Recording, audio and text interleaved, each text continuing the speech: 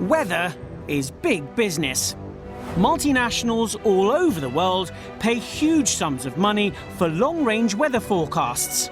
But why?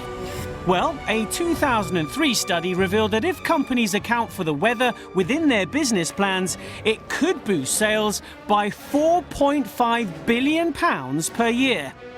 One company that really focuses on the weather is the supermarket chain Sainsbury's. So much so, they have a strategic weather forecast meeting every day. OK, morning everybody. Morning. They pay for incredibly detailed long-range weather forecasts so they can plan what goods to stock. But they wouldn't tell us how much that costs. OK, who's looking after Scotland? However, what they did tell us is the technology allows them to work between 8 and 10 days ahead. North Central. We need to downgrade the weekend from hot to warm, based on the fact that it's going to be raining pretty much across the region. West Midlands and East Anglia. Temperatures and conditions are unsettled until Saturday. Once they have this data, it's up to them to predict how those weather conditions will affect consumer buying. Or, to you and me, what they put on their shelves. We need to get some wellies, some macs, some umbrellas for the forecasted weather.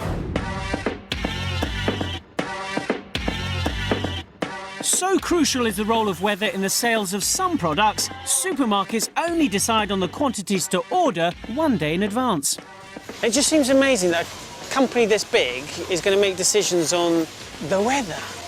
It defines how customers shop and what they want to buy, so it therefore defines what we do.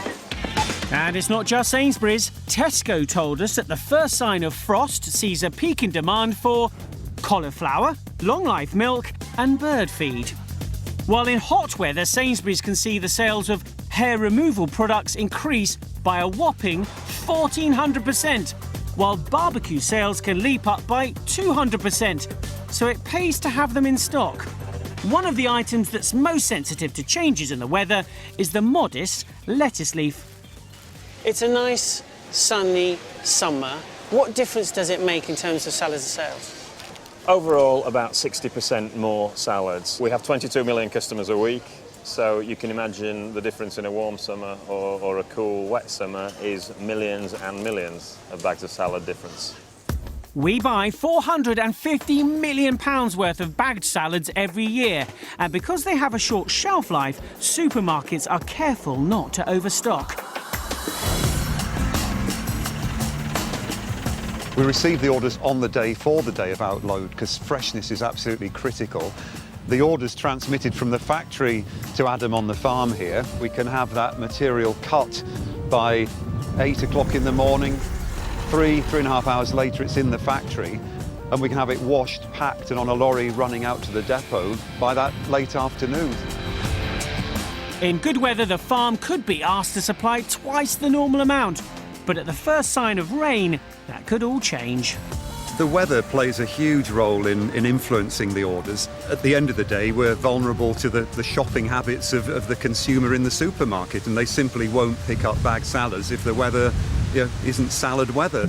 Shoppers respond differently depending on where they live. In Scotland, 20 degrees see sales of barbecue goods triple, whereas in London it's got to reach 24 degrees before the same statistic applies. But there are common trends too. Supermarkets sell more ice cream on a sunny, cool day than a warm, cloudy day. And while sales rise with temperature, once it hits 25 degrees, sales of tubbed ice cream drop as people worry it'll melt before they get home.